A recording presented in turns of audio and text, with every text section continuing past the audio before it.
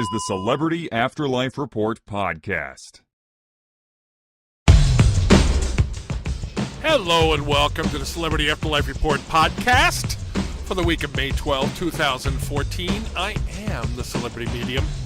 As always, we have a lot of gossip about all your favorite deceased celebrities to tell you about, so let's dive right into it. During his time on Earth in the 19th century, Phineas Taylor Barnum was described as the second most famous American behind only the president. P.T. Barnum was a world-renowned showman who entertained millions around the globe. Late in his life, he bought an interest in the business which still carries his name to this day, the Ringling Brothers Barnum and Bailey Circus. A longtime resident of the next world, Mr. Barnum hasn't lost his touch for amusing the masses. My Afterlife paparazzi sources inform me that he is about to open the first of what is projected to be a chain of fast food restaurants. The restaurant, called P.T.'s Place, is shaped like a circus tent. The interior features aerialists flying above the diners who are protected by a net.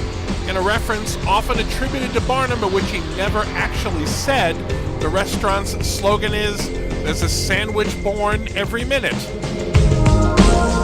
One source tells me that P.T.'s Place is located at one of the busiest intersections in the next world, and that Barnum has been on site every day, overseeing every detail of the construction.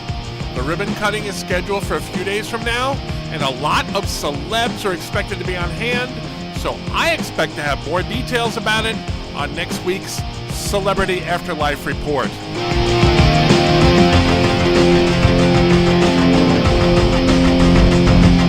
As I reported a month ago on the report, Jimi Hendrix, Jim Morrison, and Janis Joplin have been touring with a band they call the Legends. John Barnum from Led Zeppelin is the drummer, and several other famous deceased rockers have sat in with the band at some concerts. Many in the afterlife are whispering that as big as the talent of the band's members is, their egos are even bigger. Well, things came to a head after a recent concert during which John Lennon joined in on vocals. In the band's dressing room after the show, Jim Morrison got into a shouting match with Lennon. Morrison felt that Lennon had tried to upstage him by staying on stage for too many songs and singing louder than him, drowning him out. When Hendrix and Joplin came to Lennon's defense, Morrison threw a beer bottle at the wall and walked out. My sources tell me that no one in the band has seen Morrison since then, so his status as a legend is up in the air. Lennon performed with the band for the remainder of the tour, but as of now, no one knows if the band will continue, and if it does, whether Morrison or Lennon will be the lead singer.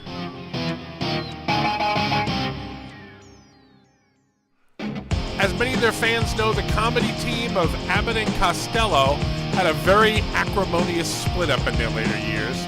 According to one of my Next World sources, Bud and Lou have now kissed and made up, metaphorically speaking. Their feud, which began on the earthly plane, continued into their existence in the afterlife, despite pleas from their many showbiz friends to patch things up. Finally, a group of their friends, led by Stan Laurel of Laurel and Hardy fame, had enough. Bud and Lou were invited to Stan's recent birthday party. Neither of them was told that the other would also be there. And my source, who was in attendance at the party, tells me that the comedians both threatened to leave when they realized they had been tricked. Stan Laurel locked the door and refused to unlock it until they at least shook hands. After a few tense moments, Abbott and Costello not only shook hands, but gave each other a big hug. I'm told Lou Costello shed a few tears and apologized to his longtime partner for having been so stubborn for so long. I'm sure I'm speaking for their millions of fans when I say that I hope they will take their reunion to the stage soon, so Next World audiences can enjoy their classic act.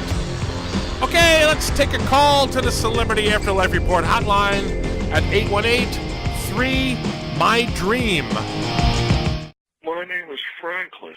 I live in Wyoming. Interested in what Amy Winehouse is doing. Also, I'm a big fan of the Golden Girls, and Bea Arthur is my favorite actress. I'd really like to know who she's been cavorting with. Maybe there's a Golden Girls reunion planned in the afterlife. So, thank you. Okay, let's take a look here.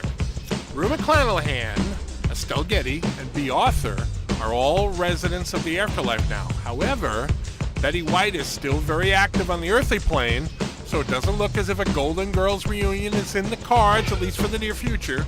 Now, as to what Bea Arthur is up to these days, according to one of my sources, she is currently dating tennis star Arthur Ashe. The two met when Ashe gave Bea a tennis lesson.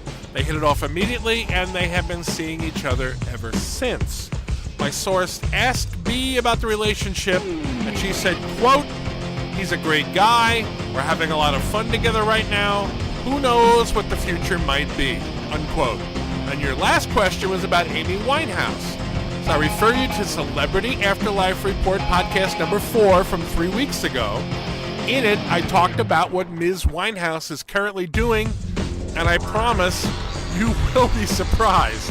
Thanks for calling, Franklin, and thank you all for listening. Please come back next week for more gossip about all your favorite deceased celebrities.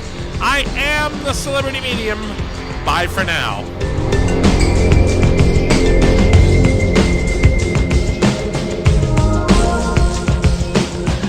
You've been listening to the Celebrity Afterlife Report podcast. To ask a question about your favorite deceased celebrity, call 818-3-MY-DREAM. 818-3-MY-DREAM. 818-369-3732.